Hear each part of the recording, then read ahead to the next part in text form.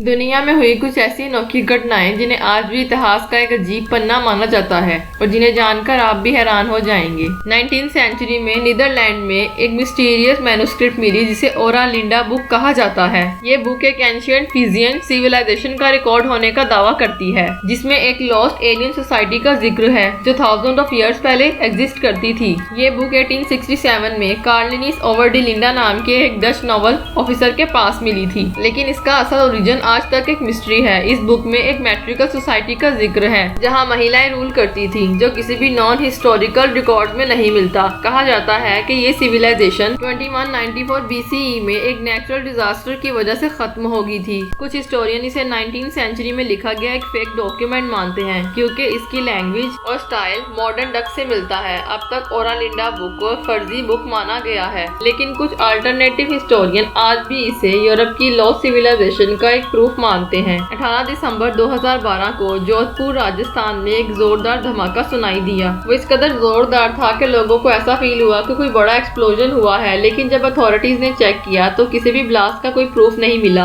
ये धमाका जोधपुर बूम के नाम से जाना गया, लेकिन ये सिर्फ इंडिया तक सीमित नहीं रहा, बल्कि 2012 के आसपास दुनिया के और भी बेशतर हिस्सों में ऐसे कई अनएक्सप्लेन्ड सोनिक बूम रिपोर्ट हुए, जिसमें USA, UK और ऑस्ट्रेलिया भी शामिल है।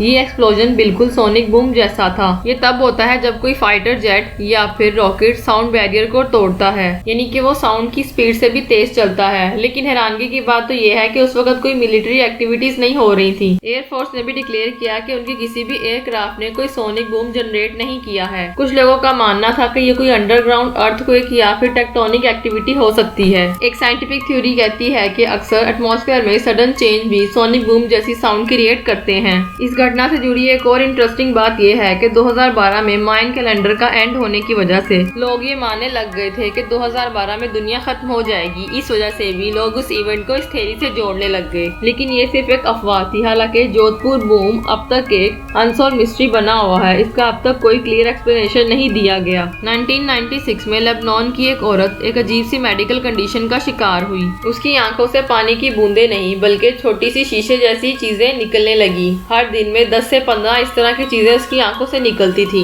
ये आंसू छोटे कांच के जैसे थे, लेकिन सबसे हैरानगी की बात तो ये है कि जब वो ये आंसू गिराने का प्रोसेस करती तो उसे कोई तकलीफ फील नहीं होती। पहले डॉक्टर्स ने इस केस को साइकोलॉजिकल या हेलुसिनेशन का केस बोला, लेकिन जब उन्होंने फिजिकली आंखों से ऐसे टीयर्स गिरते देखे तो वो भी शॉक हो गए। उन आंसुओं का एनालिसिस करने पे पता लगा कि उनका कंपोजिशन नॉर्मल ह्यूमन टीयर्स से अलग है। ये किसी सॉलिडिफाइड प्रोटीन या फिर कैल्शियम कंपाउंड का मिक्सचर हो सकता है जो आंखों में बनता और फिर ग्लास की तरह सॉलिड हो जाता। बहुत से मेडिकल एक्सपर्ट्स इस कंडीशन को ओक्यूलर लिथेसिस से कंपेयर करते हैं, जो कि एक रेयर कंडीशन है जिसमें आंखों में कैल्शियम और प्रोटीन के क्रिस्टलाइट डिपॉजिट्स बनने लगते हैं। ये डिपॉजिट्स कभी कभी पत्थर या शीशे जैसी शेप भी ले सकते हैं और आंखों से निकल सकते हैं, लेकिन लेबनान के केस में ये इतने फ्रीक्वेंट और शार्प शेप में थे कि ये केस अब तक एक अनसॉल्व मिस्ट्री बना हुआ है। चेक रिपब्लिक में एक मिडीवल फोर्ट्रेस है जिसे होस्का कैस्टल कहा जाता है, लेकिन इसकी कहानी किसी आम कैस्टल से बिल्कुल अलग है। ये कोई रॉयल रेजिडेंस या फिर मिलिट्री फोर्ट नहीं था।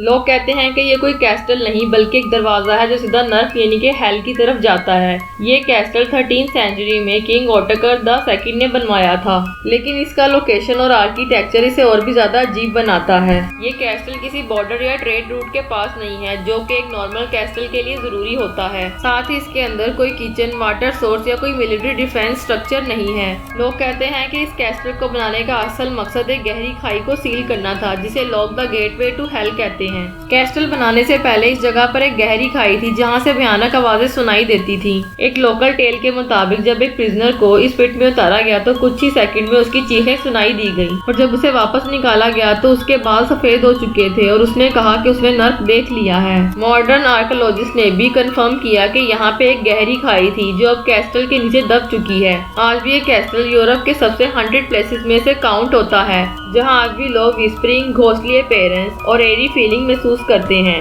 1987 में USA के अटलांटा में एक ऐसा रियल केस सामने आया जिसे आज तक साइंस और पैरानॉर्मल एक्सपर्ट्स सॉल्व नहीं कर पाए हैं। ये इंसिडेंट मिनी विंस्टन और उनके हस्बैंड विलियम विंस्टन के साथ हुआ था। एक दिन मिनी विंस्टन अपने घर के बाथरूम में गई, तभी उन्होंने देखा कि फ्लोर पर लाल लिक्विड बह रहा है। उन्होंने ध्यान से देखा तो ये एक डार्क कलर का लिक्विड था जो बिल्कुल खून की तरह दिख रहा था। जब मिनी ने घर की और जगहों पर भी देखना शुरू किया तो किचन और हॉल पे भी यही रेड लिक्विड नजर आया। तो विलियम विंस्टन ने तुरंत पुलिस को बुलाया। जब इस रेड लिक्विड का टेस्ट किया गया तो शॉकिंग रिजल्ट सामने आए। पता चला कि ये सच में ह्यूमन ब्लड था और सबसे ज्यादा शॉकिंग बात तो ये थी कि ये ब्लड टाइप ओ था। लेकिन विंस्टन में से किसी का भी ब्लड ग्रुप ओ नहीं था। पुलिस ने चेक किया कि कोई प्लम्बिंग या सीवरेज लीकेज तो नहीं है, लेकिन ऐसा कोई सोर्स नहीं मिला जो इस ब्लड को एक्सप्लेन कर सके। जब साइंस कुछ सॉल्व नहीं कर पाया तो लोग इसे पैरानॉर्मल एक्टिविटी मानने लगे। आज तक इस केस के बारे में कोई भी साइंटिफिक एक्सप्लेनेशन नहीं मिली है। क्या ये इंसिडेंट कोई सुपरनैचुरल इंसिडेंट था या फिर ब्लड किसी अननोन सोर्स से आया था? दोस्तों, इस घटना पे आपकी क्या राय है कमेंट में जरूर शेयर कीजिएगा। साथ ही वीडियो को लाइक और चैनल को सब्सक्राइब भी कीजिएगा। मिलते हैं नेक्स्ट वीडियो में। धन्यवाद।